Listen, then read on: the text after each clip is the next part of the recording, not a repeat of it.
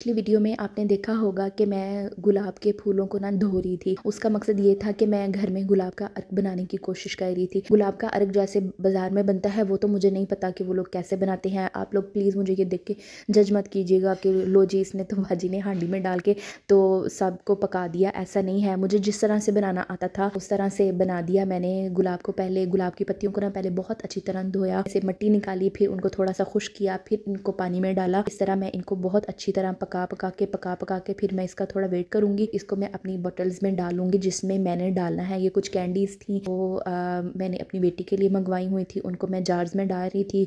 और हमें ना इस मौसम में ना वैसे ही पता नहीं भूख भी ज़्यादा लगती है, नींद भी ज़्यादा आती है, खाने का बहुत दिल करता है। ये मेरा तैयार हो गया है गुलाब का अर्क। इसका ना कलर भी डिफरेंट है, मार्केट से जो मिलता है ना उससे इसका कलर भी बहुत डिफरेंट है और इसकी खुशबू भी बहुत अच्छी है। किसी ने इस तरह बनाना हो या बना के इस्तेमाल किया हो तो मुझे ज़रूर बताइएगा कि आपने कैसे बनाया, या अगर किसी को कोई डिफरेंट रेसिपी आती हो तो भी मुझे ज़रूर बताइएगा ये आप लोग किस तरह बनाते हैं और ये कैसा बनता है। दुआ में याद रखिएगा। अल्लाह हाफिज़।